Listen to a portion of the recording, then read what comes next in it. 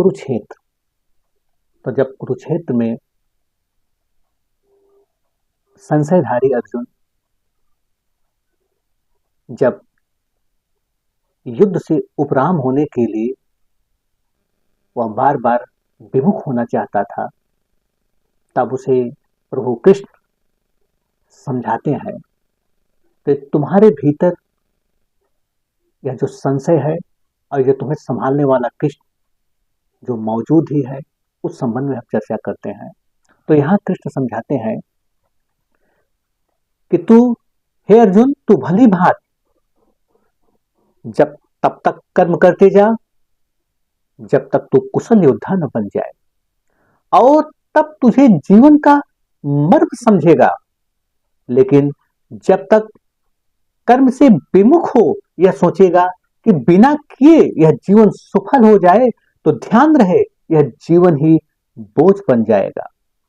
तुझे हर हाल में युद्ध करना ही पड़ेगा। यह जीवन ही कुरुक्षेत्र है। यदि इस कुरुक्षेत्र से जो भागता है वो गिरता ही है। इस कुरुक्षेत्र में सभी अर्जुन की भांति ही है और सबको योद्धा बनने के लिए तमाम मुश्किलों से गुजरना पड़ता है। लेकिन जो मुश्किलों से में गिर जाता है वह योद्धा कभी नहीं बन पाएगा। तब उस पर जीवन का मार पड़ती है।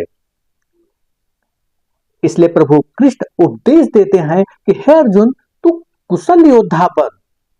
आज जीवन के रणक्षेत्र में तेरा कौशल की निखरने की शुभ घड़ी आ गया है, और इस सुनहरे मौके पर यदि तू भाग गया तो गिर जाएगा। तब योद्धा का गुण भी नष्ट हो जाएगा। इसलिए तू डटकर खड़ा हो जा, और किसी भी हाल में भागना उचित नहीं है।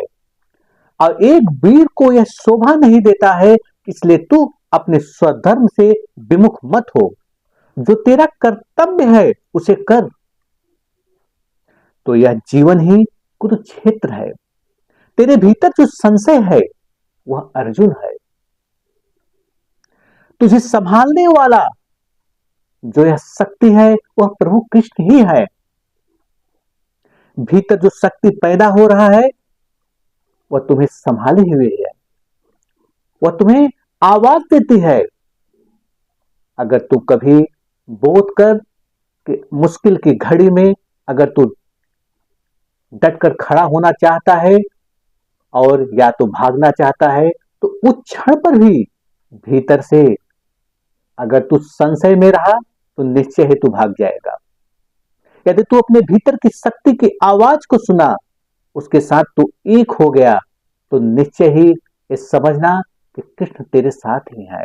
वह तुम्हें संभाले हुए ही है, बस तू उन्हें छोड़ मत। ते पूरी वार्ता संशयधारी अर्जुन और जो तुम्हें संभालने वाली शक्ति है, कृष्ण रूपी शक्ति, वह तुम्हारे भीतर ही मौजूद है। इसलिए वो समझाते हैं कि प्रभु कृष्ण कि तू युद्ध कर। यह शक्ति यानी कृष्ण तेरे साथ है। इसलिए तू अपनी शक्ति को पहचान, जिससे कुरुक्षेत्र में विजेता बनेगा। इसलिए कृष्ण कहते हैं कि तुझमें भी मेरा अंश व्याप्त है, यानी वो शक्ति वह ऊर्जा तुझमें निहित है, और यही तेरी आत्मा है। न तो उसका जन्म है, न मरण है, और न ही कोई शस्त्र उसे काट सकता है।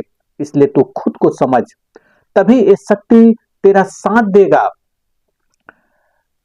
जब एक बार इस संशय से तू बाहर होगा तो तू भी कृष्ण ही है। तब तेरा कौशल निखरेगा और तब परम के निखराव से तू एक हो जाएगा।